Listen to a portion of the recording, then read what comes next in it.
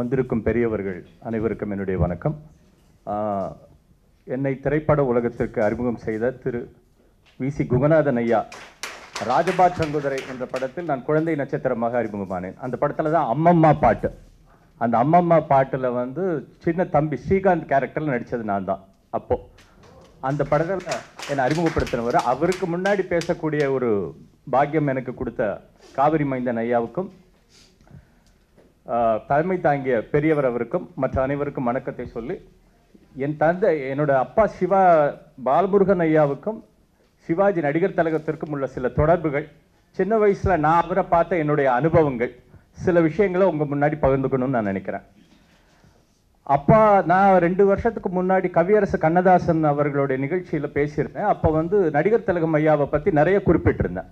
இப்போ நான் ஒர்க் பண்ணுறது எல்லாமே ஆந்திராவில் தான். ஒரு 35 இயர்ஸாக நான் ஆந்திராவில் தான் ஒர்க் பண்ணிக்கிட்டு இருக்கேன். அங்கே கதாசிரியராக இருக்கேன்.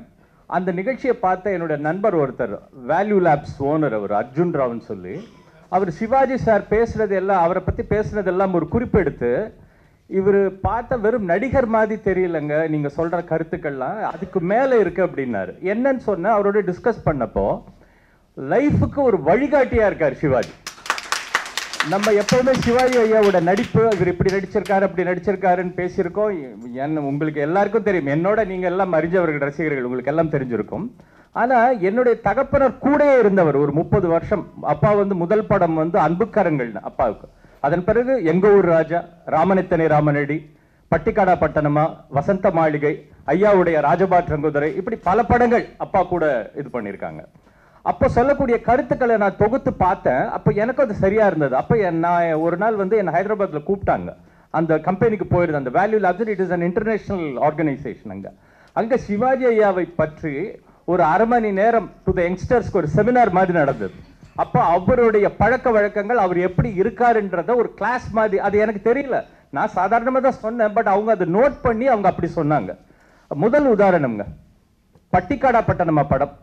அந்த படம் எப்படி அந்த படம் உருவாச்சு அப்படின்னா, அப்பாவுக்கு தில்லான மோகனாம்பாள் படத்தை பார்த்து ஒரு இன்ஸ்பிரேஷன் வந்தது. அது கலையும் கலைக்காக ஒரு படமும் வந்ததுன்னு.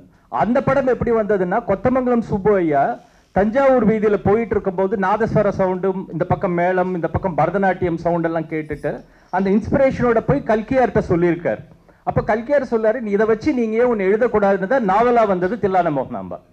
அதுல இருந்து அது படமான பிறகு அந்த படத்தை பார்த்த ஃபாதர், இப்படி ஒரு கலைக்கு இப்படி ஒரு அம்சமான ஒரு படம் வந்திருக்கு, ஏன் நம்ம கலாச்சாரத்துக்கும் பண்பாட்டுக்கும் இப்படி ஒரு படம் வரணும்னு நினைச்சார். அப்போ ஏபிஎன் ஐயா கிட்ட போய் கேட்கும்போது, கண்டிப்பா செய்யுங்க பாலமுருகன்னாரு. ஏன்னா எங்க அப்பால ஏபி நாகராஜன் ஐயா கிட்ட ஒர்க் பண்ணியிருக்கவங்க. அப்படிதான் பட்டிக்காடா பட்டணமா படம் வந்தது. அந்த படத்தை அப்பா முடிவு பண்ணதுக்கு அப்புறம், பி மாதவன் சார் அப்பா முடிவு பண்றாங்க, அந்த team PN Sundaram sir cameraman எல்லாம் முடிவு பண்ணதுக்கு அப்புறம் சிவாஜி சார்கிட்ட சொல்றாங்க, சிவாஜி சார் மெயின் கேரக்டர், அந்த கிராமத்து கலாச்சாரம் என்ன, அந்த பண்பாடு என்ன அப்படின்னு ஒரு தத்ரூபமா இருப்பார். அந்த இப்ப பார்த்தாலும் அப்படி இருப்பார். அதுக்கு ஆப்போனன்ட் கேரக்டர், வெயிட்டான கேரக்டர், கல்பனான்ற கேரக்டர், அதுதான் ரொம்ப இம்பார்ட்டன்ட். அதுக்கு யாரை போடலாம் போது எங்க அப்பா எல்லாம் என்ன பண்ணிருக்காங்கன்னா, அப்போ சிவாஜிக்கும் ஜெயலலிதா அம்மாவுக்கும் சில பிரச்சனைகள் இருக்கிற காலம் அது. அப்போ வந்து நடிக்கல. அதனால இவங்க என்ன பண்ணிட்டாங்க, ஜெயலலிதா அம்மாவை அவாய்ட் பண்ணிட்டு வேற ஒருத்தங்களை பிக்ஸ் பண்ணிருக்கேன்னு சிவாஜி சார்கிட்ட போய் சொல்றாங்க. யாருன்னு கேட்கும்போது ஹேமா மாலினின்றாங்க. அப்போ சிவாஜி கேட்டார், ஹேமா மாலினியா, இங்கே இருக்குடா ஹேமா மாலினி முருகான்றார் எங்கள் அப்பாட்ட.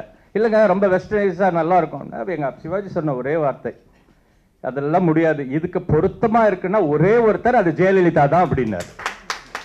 அப்போ என்ன காலகட்டம் பாருங்க, சிவாஜிக்கும் அந்த அம்மாவுக்கும் பிரச்சனை ஏதோ நடந்துகிட்டு இருக்கு. அந்த காலகட்டத்தில் சிவாஜி சார் சொல்றாரு, நீ அந்த அம்மாவை தான் போய் கேட்கணுன்றாரு. எங்கள் அப்பா வேண்டாம் விருப்போட போறாரு. ஜெயலலிதா அம்மாவை சந்திக்க போறாங்க. அவங்க எப்பவுமே எங்க ஃபாதரை பார்த்து, வாங்க மிஸ்டர் பாலமுருகன் இப்படிதான் பேசுவாங்க. எங்க ஊர் ராஜால இருந்து அவங்க பழக்கம். எங்க ஊர் ராஜா, இந்த படம், அதுக்கப்புறம் பாட்டும் படத்தும், இப்படி வரிசையா பல படங்கள். இந்த கதையை சொல்றதுக்கு முன்னாடி அந்த அம்மா தடுத்து கேட்டாங்களா, மிஸ்டர் பாலமுருகன் நீங்க இதுக்கு சிவாஜி சார்கிட்ட அனுமதி வாங்கினீங்களான்னு கேட்டாங்க. இதுக்கு அனுமதி கொடுத்ததே அவர் தான் அம்மான்னாங்க. நாங்கெல்லாம் உங்க பேரை சொல்லல, அவர் தான் அனுமதி கொடுத்தாரு, அதனால தான் நான் இங்க வந்திருக்கேன்னு உடனே அப்ப அந்த அம்மா சொன்னாங்களே, இதுதான் நடிகர் திலகம்னாங்களாம். வேற யாராக இருந்தாலும் அவர் இருக்கக்கூடிய ஸ்டைல, அவர் இருக்கக்கூடிய ஒரு நிலையில யாருமே ஒத்துக்க மாட்டாங்க. அதை ஒத்துக்கிட்டு நடிச்சாங்க அந்த அம்மா. அப்போ இந்த ஏன் அந்த அம்மா சொன்னார் சிவாஜி அப்படின்றதுக்கு இன்டர்வல்ல ஒரு சீன் வரும். அதாவது அந்த அம்மா வந்து கோச்சிட்டு போயிடுவாங்க, வக்கீல் நோட்டீஸ் அனுப்பிச்சிருவாங்க, சிவாஜி கூப்பிட வருவார். கூப்பிட வரும்போது அந்த அம்மா தனக்கே ஒரு அந்த ஒரு ஃபாரின் ரிட்டர்ன் அந்த இதுல ரொம்ப சாதாரணமா மிஸ்டர் மூக்கையன் நீங்க போலாம் அப்படின்னுவாங்க. போன சிவாஜி கோவம் வந்து யாரு பேரை சொல்லி கூப்பிடுறீங்க, ஆயப்ப கூட என்ன பேரை சொல்லி கூப்பிட்டது இல்ல, வர வெள்ளிக்கிழமைக்குள்ள வந்து சரில மாரியாய் கோயிலுக்கு வெட்டி பொலி போட்டுருவேன் ஜாக்கிரதை அப்படின்னு போவாரு. இப்போ இந்த அம்மா சொன்ன விதத்தை பார்த்துட்டு எங்க அப்பாட்ட வந்து சொன்னார, பாரு இது இந்த ஜெயலலிதா ஒருத்தங்க தான் இப்படி பேச முடியுதாரா. நான் ஏன் இன்னைக்கு சொன்னேன்னு புரியுதா?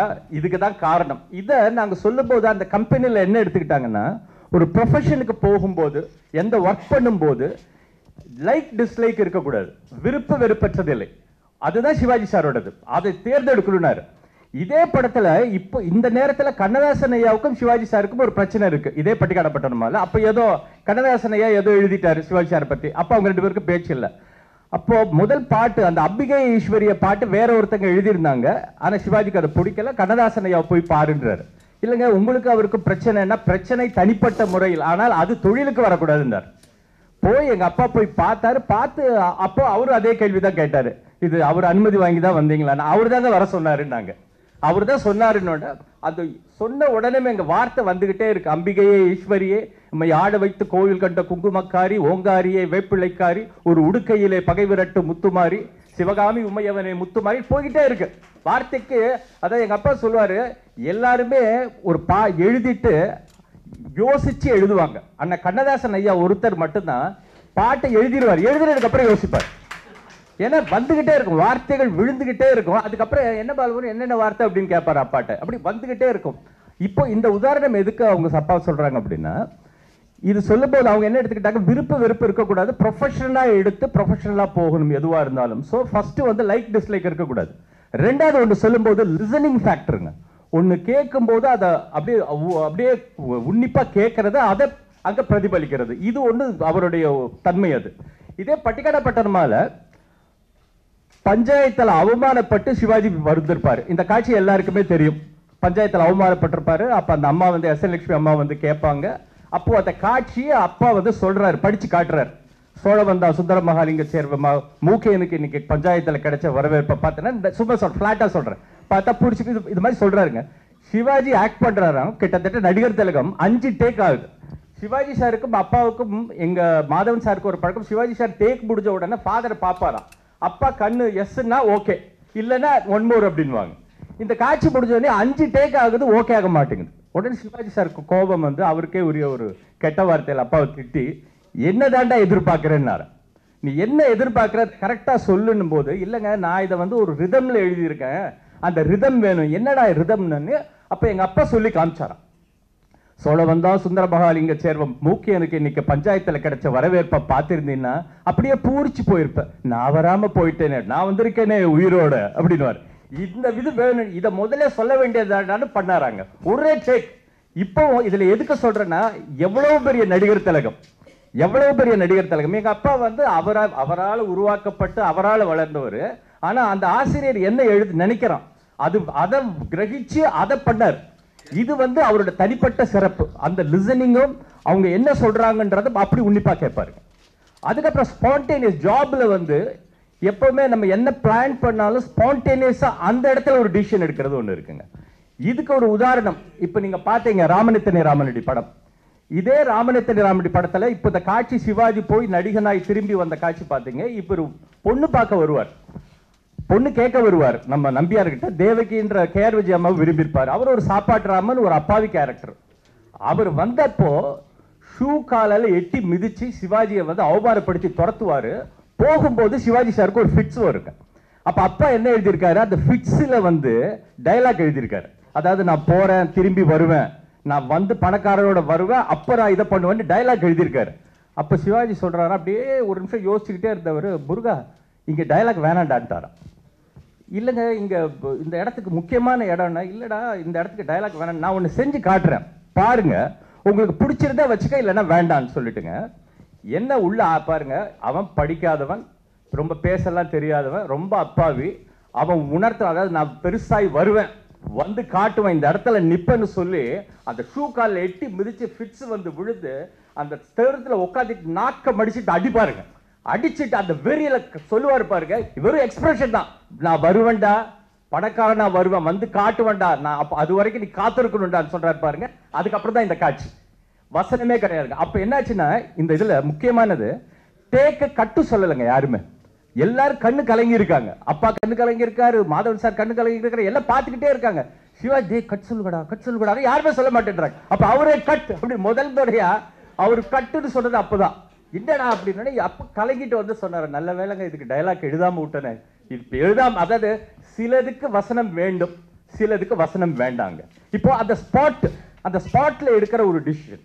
இதே மாதிரி ராஜபாற்ற குதிரை படம், ஐயாவுடைய படம் ராஜபாற்ற குதிரை. நான் அதுல குழந்தை நட்சத்திரமா நடிச்சிருந்தேன். அந்த படத்துல ராஜபாற்ற குதிரை படத்துல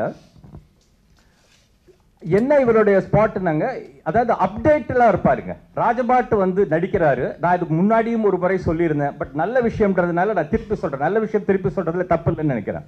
ராஜபாற்ற குதிரையில அப்டேட் பண்ணிக்கணும்னு அப்ப இருக்கக்கூடிய நாடக கலைஞர்கள் எப்படி இருப்பாங்க, ராஜபாட்டு எப்படி இருப்பாங்க அப்படின்னு எங்க அப்பா கிட்ட போய் சொல்லியிருக்காரு. எங்க அப்பா மதுரையில இருந்து சில ராஜபாட்டு சில நடிகர்களை கூட்டிட்டு வந்திருக்காரு. அப்ப சிவாஜி எதுக்கு அப்படின்னு போய் கேட்டா, அப்டேட் பண்ணிக்கணும்ன்றார். அவ்வளவு பெரிய நடிகர் திலகம், சொன்ன உடனே நடிக்கிறவர் பண்றவரு, நான் அப்டேட் பண்ணிக்கணும், அவங்க இப்ப எப்படி இருப்பாங்கன்னு எனக்கு தெரியணும். அற்புதமான காட்சி. அந்த நாடக நடிகர்களுக்கும் அவருக்கும் நடந்த அந்த சம்பாஷணை இருக்கு பாருங்க. அவங்க என்னமோ ராஜபாட்டு மாதிரி இருக்காங்க, சிவாஜி மாதிரி. இவர் பணிஞ்சிருக்காரு.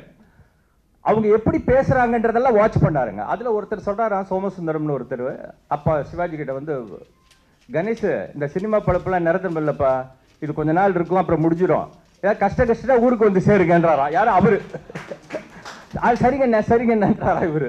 அதாவது அவர் நடிகர் திலகம் மாதிரி பிஹேவ் பண்ண, இவர் பணிவா பிஹேவ் பண்ண, அவ்வளவு அப்சர்வேஷனுங்க. இப்போ எனக்கு என்ன தெரியும், எனக்கு எல்லாம் தெரியுன்ற நினைப்பே கிடையாது. அந்த அப்சர்வேஷன் பண்ணி நீங்க படம் பார்த்தீங்கன்னா ஒரு காட்சியும் அப்படி இருக்கும். அந்த நாடக நடிகன் எப்படி இருப்பான் அப்படின்றது. இதுல வந்து ரொம்ப சிவாஜி சாருக்கு ரொம்ப ரொம்ப பிடிச்ச டயலாக் இப்ப நீங்க பார்த்தது. இந்த படத்துல நம்ம அப்படி ஃப்ளோல போயிடுச்சு. பட் ஒரு நாடக கலைஞன்னா என்ன, அவனுடைய உண்மையான அவனுடைய பற்று என்ன, அவனுடைய வாழ்க்கை என்னன்றதுக்கு ஒரு இடத்துல சொல்லி பாருங்க. அதுதான், அதாவது இப்போ அதை சொல்லி, இப்போ ஏன் நீங்க கஷ்டப்படுறீங்க, எல்லாம் விட்டுட்டு வர வேண்டியது தானே அப்படின்னு அப்பதான் சொல்றாரு, பகலெல்லாம் பட்னி கடந்தாலும் ராத்திரியில ராஜா வேஷம் போட்டு நடிக்கிற சுகம் வேற எதுலையுமே வராது. ஒரு தாய்க்கு ரெண்டு, அதாவது நாங்க வந்து லட்சாதிபதிக்கு பிள்ளையா பிறக்கல, ஆனா ஒரு லட்சியவாதிக்கு பிள்ளையா பிறந்தோம். ஒரு தாய்க்கு 2 பேர் பிறந்தோம். ஒருத்தன் பகல்ல நடிக்கிறான், ஒருத்தன் வயிற்று படுப்புக்காக மேடையில நடிக்கிறான் அப்படின்னு. அந்த கலையையும் அந்த அந்த வறுமையிலும் இருந்தாலும் அந்த கம்பீரம். நான் ஒரு சில படங்கள் தமிழ்ல பண்ணேன். அந்த கதாபாத்திரத்தினோட இன்ஸ்பிரேஷன் தான் நான் இங்க சங்கமம்னு படம் பண்ணேங்க. அந்த மணிவண்ணனோட கதாபாத்திரம் எல்லாமே பாத்தீங்கன்னா அப்படியே இந்த கம்பீரம், வறுமை இருக்கும், ஆனாலும் அந்த ஒரு இது இருக்கும், எல்லாமே இதனோட இன்ஸ்பிரேஷன் தான். இப்படி நடிகர் திலகம் வந்து நடிப்பை மட்டும் பார்க்கிறோம், அவரை வந்து ஒரு லெசனா எடுத்துக்கணும்னு சொன்னாங்க. அங்க இருக்கிற மாணவ எல்லாமே அது புரிஞ்சுக்கிட்டாங்க. அதாவது is not only an artist, வெறும் நடிகர் இப்படி நடிச்சாருன்றதை தாண்டி அப்புறம் சரண்டர்னு ஒன்று இருக்குங்க. அதாவது டவுட் எல்லாம் முதல்ல தான் இருக்குமா சிவாஜி சாருக்கு. இப்போ வசந்த மாளிகை படம் பார்த்தீங்கல்ல, இந்த வசந்த மாளிகை படம் வந்து தெலுங்குல வந்து ராமாநாயுடு சார் எடுத்தாரு. சிவாஜி சாருக்கு நடிக்கிறதுக்கு கொஞ்சம் தயக்கம் இருந்தது. என்னன்னா மொத்த படத்துல ஒரு கேள்வி கேட்டுருவார் வாணிஷியை பார்த்து, நீ ஏன் இப்படி பண்ண ஒரு கேள்வி. அதுக்கு கடைசி வரைக்கும் அந்த அம்மா கோபமா இருக்கும். இவர் வரவே வராது, கடைசியில் தான் அந்த அம்மா வருவாங்க. இவருக்கு என்ன டவுட்னா, பாலமுருகா இது படம் பெரிய சக்சஸ் ஆச்சு, இது என்னடா ஒரே ஒரு கேள்வி கேட்டுட்டான், அதுக்காக மொத்த படம் பண்ணணும். எங்க அப்பாவுக்கும் அதே டவுட். ஏன்னா எங்க ஃபாதர்லாம் பெரிய கதைகள் பண்ணவங்க, பட்டிக்காடா பட்டணமா, எங்க ஊர் ராஜா, ராமணித்தனி ராமரெட்டி, ராஜபாட்டு, இப்படி இது வந்து கதைகள், இது கதை கிடையாது. இதுக்கு யாரு விளக்கம் கொடுத்தாருன்னா அந்த கிரேட் டைரக்டர். இப்ப நீங்க பாத்தீங்கல்ல இந்த வசந்த மாளிகை, இந்த விஷன், இந்த இதெல்லாம் ஒரு காரணம் வின்சென்ட் சார் கேமராமேன், ஒரு பியூட்டிஃபுல் கேமராமேன். இன்னொன்று வந்து பிரகாஷ் ராவ் சார் டைரக்டருங்க. அதாவது இப்போ தெலுங்குல பெரிய டைரக்டரா இருக்கக்கூடிய ராகவேந்திர ராவ்ன்ற டைரக்டருடைய ஃபாதர் அவர் தான் இந்த படத்தினுடைய டைரக்டர். உட்காந்துக்கிட்டே டைரக்ட் பண்ணுவார். நீங்க பாத்தீங்கன்னா தெரியும் அந்த காட்சிகள்லாம். ஆனா அவர் தான் அப்பாட்ட சொன்னாரா, மிஸ்டர் பாலமுருகன் நீங்க சொல்ற மாதிரி இது கதை கிடையாது, இட் இஸ் பிட்வீன் 2 hearts தாரா, 2 இதயங்கள். நீங்க அப்படி பாருங்க, 2 இதயங்கள், அது சந்திக்குது, அது விரும்புது, அது பிரியுது, அப்படி பார்த்தாதான் இதை எழுத முடியும்னு சொன்னாராங்க. எங்க அப்பாவுக்கு அப்பதான் புரிஞ்சது. வந்து சிவாஜி சார் அது வரைக்கும் டவுட்ல இருந்த சிவாஜி சார் சொன்ன உடனேங்க வேற ஒரு வார்த்தை, உனக்கு கான்ஃபிடென்ட் ஆனா எனக்கு கான்ஃபிடென்ட், அதுக்கப்புறம் எழுத ஆரம்பிச்சாருங்க. இப்ப சொன்னாங்க பார்த்தீங்க, நம்ம காவேரி மைந்தன் ஐயா சொன்னார் பாருங்க, அந்த படத்தினுடைய அப்பா பல படங்கள் எழுதியிருக்காரு, ஐயாவோட ராஜபாற்றங்குதிரை நிறைய எழுதியிருக்காரு. ஆனா அந்த வசந்த மாளிகை மட்டும் இப்ப கூட, இப்ப 50 வருஷம், இப்ப நான் போய் பார்த்தேங்க, என்னோட போய் பார்த்தேன், கை தட்டிக்கிட்டே இருக்காங்க. 2 daughters எனக்கு, அவங்கள ஷாக் ஆகி பாக்குறாங்க. இந்த ஜெனரேஷன் இப்ப கூட நாங்க அப்படி படத்தை பார்த்தது இல்லையான்றாங்க. இவ்வளவு ரசிப்பா ஆடுறாங்க, கை தட்டுறாங்க, ஒன்னொன்னுக்கு அவ்வளவு ரசிக்கிறாங்க அந்த வசந்த மாளிகையினோட. அப்பேற்பட்ட படம் அது. அதுல இப்ப நீங்க இந்த காட்சி பார்த்தீங்கல்ல, பார்லதா பாடுறது, இது வந்து ஒரிஜினலா தெலுங்குல வந்து கிடையாது. தெலுங்குல கூட்டிட்டு போறது பாட்டு, அவ்வளவுதாங்க. அப்பா உள்ள போயிருக்காரு, செட்டு போட்டிருக்காங்க, அந்த செட்டை பார்த்திருக்காரு, அந்த பிரம்மாண்டத்தை பார்த்துட்டு ஒரு 5 நிமிஷம் மழைச்சு நின்றுட்டாரு. அப்ப போய் ராமநாயுடு சொல்லிட்டு சொன்னாரா, என்னங்க இவ்வளவு பெரிய செட்டுல என் டைலாக் வேணுமேன்னு இருக்காரு. அப்ப சிவாஜி சொன்னாரு, இல்லடா காட்சி இதுதானே, அவளை கூட்டிட்டு வர, உள்ள போற, காட்டுறேன். ஏங்க அது எல்லாருமே செய்வாங்க, உள்ள போறது, கூட்டிட்டு போறது, காட்டுறது. நீங்க இருக்கீங்களே, நீங்க பேசணுமே, இந்த இடத்துல நீங்க பேசணுமேன்னு அங்க உட்கார்ந்து 10 நிமிஷத்துல எழுதினதாங்க இந்த டைலாக். பார்லதா 10 நிமிஷம். அதை பாருங்க, அந்த கம்போசிஷன் பாருங்க, ஏதோ ஒரு ஒரு ஒரு 1 டே கம்போஸ் பண்ண மாதிரி இருக்கும். அவர் நடக்கிற ஸ்டைல், அவர் நிக்கிறது, அவர் திரும்புறது, இதெல்லாம் பார்த்தா ஏதோ ஒரு கம்போஸ்டா இருக்கும். எப்படிங்க அந்த ஸ்பாட்ல அவர் எழுதுறாரு, எழுதிட்டு இருக்கும் போது என்னடா அப்படின்றாரு அப்பாட்ட, இதுதாங்க இதுதாங்க இதுதான் சொல்லிக்கிட்டே இருக்கும் போதே ப்ரிப்பேர் ஆயிட்டாரு. சொல்லி டஃப்பானது வாடிக்கையமாவுக்கு மட்டும்தான். அவங்க சொல்ல, எங்க நீங்களே பேசிக்கிறீங்களே, எனக்கு கொஞ்சம் சொல்லுங்க அப்படின்னாங்களாம். இல்ல டைலாக்கா ஒரிஜினல் லேதேதி அக்கட அது அந்த மாதிரி தெலுங்குல நடிச்சவங்க. அங்க இல்லையா, அங்க கிடையாதுமா, இங்க இருக்காரு. ஏன்னா வசனத்துக்கே உயிர் கொடுத்து வசனம் பேசக்கூடியவர் எங்க நடிகர் திலகம். எங்க நடிகர் திலகம் இருக்கும்போது பாட்டு என்ன, எங்களுக்கு வசனம் வேணும்னு எழுதினாரு. அப்போ அதுல பிரகாஷ் ராவ் சார் ரொம்ப ரசிப்பாராம் அந்த எக்ஸ்பிரஷன். அதாவது தாஜ்மஹாலோட ஒரு படி மேலன்னு எக்ஸ்பிரஷன். இது இறந்து போன காதலிக்காக கட்டப்பட்ட கல்லறை அல்ல, உயிரோடு இருக்கும் என் காதல் தேவதைக்காக அமைக்கப்பட்ட வசந்த மாளிகை. இது சமாதி அல்ல, சந்நிதி இருப்பார். அப்ப பிரகாஷ் ராவ் சொன்னா, அப்படி படிச்சுட்டு அப்படியே நிற்கிறாரா, இந்த வசனத்துக்காகவே இந்த காட்சி எடுக்கணும் பாடினாரா. அதாவது ஒரு மொத்த படத்தினுடைய ஒரு அம்சத்தை அப்படி கொண்டு வந்திருப்பாங்க. இதுல என்ன இன்னொரு புது சிறப்புனா, இது அது வரைக்கும் படங்கள் எல்லா படங்கள்லயுமே காதல் தோல்வி அடைஞ்ச உடனே எல்லாருமே மது சாப்பிட ஆரம்பிப்பாங்க. ஆனா காதல் தோல்வி அடைஞ்சதுக்கு அப்புறம் மதுவை நிப்பாட்டுற ஒரே படம் வசந்த மாளிகை. அப்ப எல்லாருமே கிரிட்டிக் பண்ணுவாங்க, வசந்த மாளிகை பார்த்து தான் தண்ணி அடிச்சாங்க குடிச்சாங்க. அந்த தலைமுறைக்கு இந்த இளைஞர்களுக்கு சொல்றேன், அதே சிவாஜி கடைசி வரைக்கும் கொடுக்கலையே, உயிருக்கு போராடிக்கிட்டு இருப்பார். டாக்டர் கூப்பிட்டு கேட்பார். அந்த டைலாகும் ரொம்ப ரசிச்சார் பிரகாஷ் ராவ் சார். உங்களுக்கு குடிக்கிற பழக்கம் இருக்கா அப்படின்னு, பெருங்குடியில பிறந்தனா குடிக்காமையா இருக்க முடியும் அப்படின்னு சொல்லிட்டு அப்ப கேட்பாரா, இப்ப நீங்க அப்படி நிப்பாட்டக்கூடாது, கொஞ்சம் சாப்பிடணும். இல்லை டாக்டர் நான் சாப்பிட மாட்டேன்.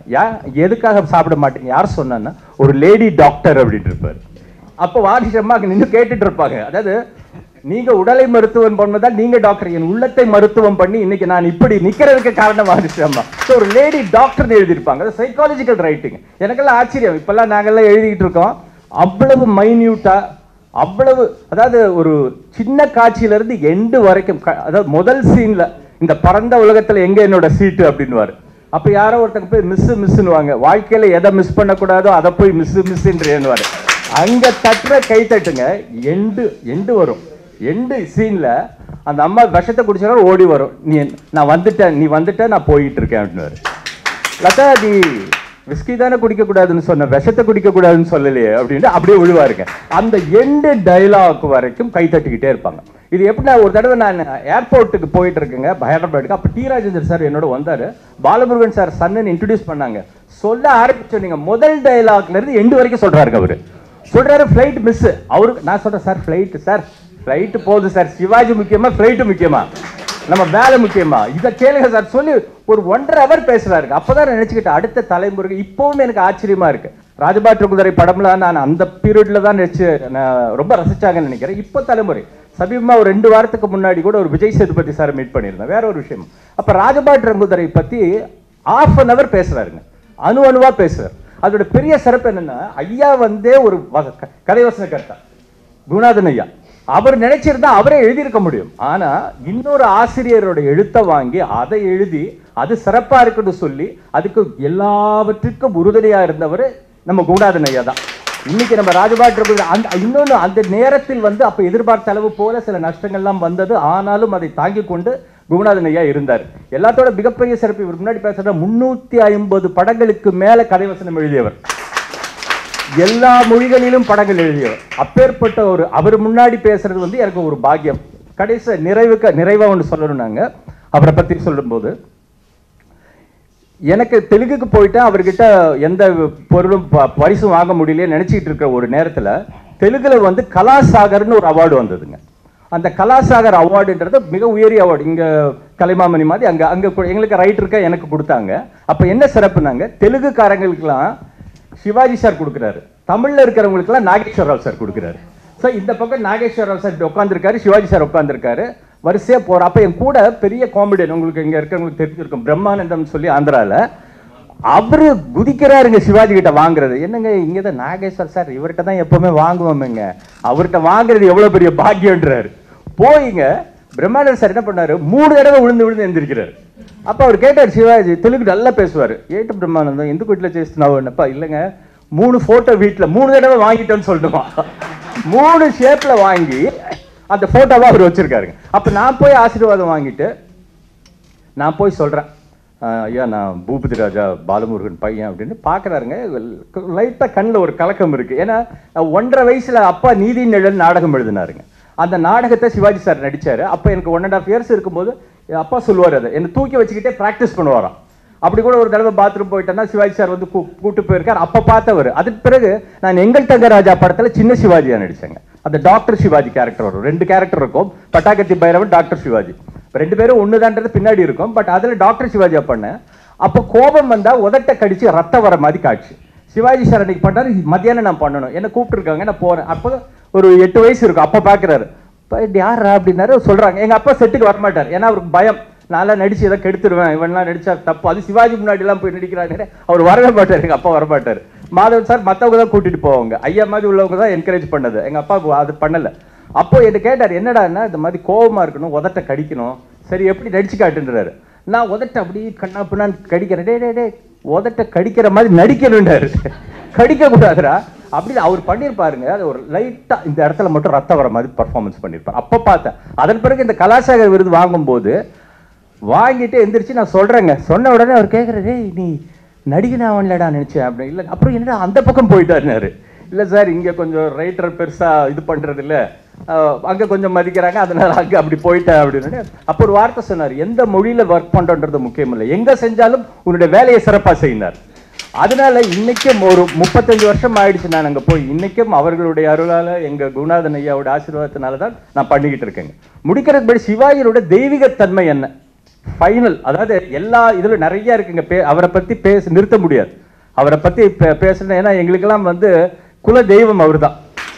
எங்களுக்கெல்லாம் வந்து அவர் தான். என்னுடைய வீட்டில் விட்டு நான் போகிறதுக்கு முன்னாடி அவர் ஃபோட்டோவை பார்த்து வணங்கிட்டு தான் போவேன். என் டாக்டர் கூட கேட்பாங்க, இது என்ன சாய்பாபா பக்கத்தில் அது பக்கத்தில் வச்சுருக்கேன்னு. எனக்கு எல்லாத்துக்கும் மேலே ஒரு படி மேலேன்னு.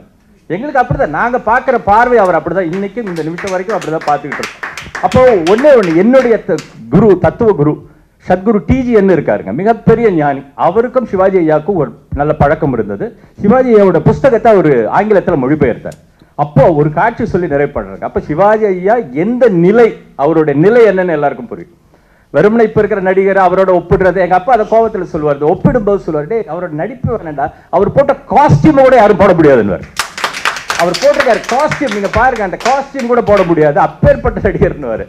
அப்போ கப்பலோட்டிய தமிழன் படங்க, அதுல வந்து வாவு சிதம்பரனார் ஐயா பாரதியார் இறந்துட்டார்ன்ற தகவல் வரும், அதை கேட்டுட்டு பர்ஃபார்மன்ஸ் பண்ணணுங்க. அப்போ கொடுத்துருக்காங்க. சிவாஜி சார் ஏதோ செஞ்சு பார்க்குற வரலங்க, அவருக்கு செஞ்சு பார்க்குற அன்னைக்கு ஒரு நாள் எப்பவுமே நடிக்கிறவர் வரல. அப்புறம் போய் பந்துலுட்ட போய் இந்த சீன் இன்னைக்கு வேணாம் பந்துலு, நாளைக்கு எடுத்துக்கலான்னு போயிட்டாரு. அன்னைக்கு ராத்திரி எல்லாம் என்ன வைப்ரேஷன் ஆச்சு, சிவாஜி ஐயாவுக்கு என்ன ஆச்சுன்னு யாருக்குமே தெரியாது. அடுத்த நாள் காலையில போன உடனே அந்த காட்சி எடுக்க சொல்லிட்டார். உதவியாளர் வந்து ஒரு லெட்டர் கொடுக்குறாங்க, ஒரு தகவல் சொல்றாங்க, அதை கேட்கிறாரு. கேட்டுட்டு போய்விட்டாயா பாரதி, போய்விட்டாயா, போய்விட்டாயா பாரதி, போய்விட்டாயா, இது புலம்புறாராம். இந்த புலம்பல் இந்த ஒரு ஹஸ்கி வாய்ஸ்ல, அது டயலாக் மாதிரி இருக்கும், டயலாக் இல்லாத மாதிரி இருக்குங்க. செட்டே அப்படியே கண் கலங்கி நின்றுட்டாங்க. இதுல என்ன ஹைலைட்னா, இந்த படம் ரிலீஸ் ஆன ஒரு 4 மாசத்துக்கு பிறகு வஉசி ஐயா கிட்ட வேலை பார்த்தவர் அந்த கடிதத்தை கொண்டு சொன்ன தகவல் சொன்னார் பாருங்க. அவர் வந்து எங்க டிஜிஎன் ஐயாவை சந்திச்சிருக்கார். சந்திச்சு எங்க அன்னைக்கு நான் கூட இருந்த இப்படிதான் புலம்புனாருன்னாருங்க, இப்படிதான் புலம்புனார். இதே மாதிரி போய்விட்டாயா பாரதி, போய்விட்டாயா, போய்விட்டா, இப்படியே சொல்லிக்கிட்டே இருந்தேன். இது எப்படி நடிகர் திலகத்துக்கு தெரியும், உங்களுக்கு எப்படி தெரியும்? பதில் எனக்கு எதுவுமே தெரியாதுன்னு. அப்படி எப்படி ஐயாவுக்கு தெரியும்னா தெரியலன்னாரு. அப்ப எங்க டிஜிஎன் ஐயா சொன்னாரு, இந்த ஆற்றல் களம்ன்ற ஒண்ணு மேல இருக்கு, நம்ம மாதிரி ஆட்கள் எல்லாம் அதை பெறுவதற்காக கஷ்டப்பட்டு மனத்தை இது நல்ல நிலைக்கு கொண்டு வந்து மேல போய் அதை இறக்கணும். ஆனால் நடிகர் திலகம் சிவாஜி போல உள்ளவர்களுக்கு அந்த ஆற்றல் களம் கீழே இறங்கி வரும். அப்பேற்பட்ட இறைத்தன்மை கீழே இறங்கி வரும் அந்த நடிகர் திலகத்துக்கு. அப்பேற்பட்ட ஒப்பற்ற கலைஞன். அவரை பற்றி இன்னைக்கு பேசக்கூடிய எனக்கு ஒரு பாக்கியம் கிடைச்சது, நான் ரொம்ப பெருமையா நினைக்கிறேன். காவிரி மைந்தன் ஐயாவுக்கு என்னுடைய நன்றியை சொல்லி, குருநாதன் ஐயாவுக்கும் இந்த மேடையில் என்னுடைய நன்றியை சொல்லிக்கிறேன். வணக்கம். வணக்கம்.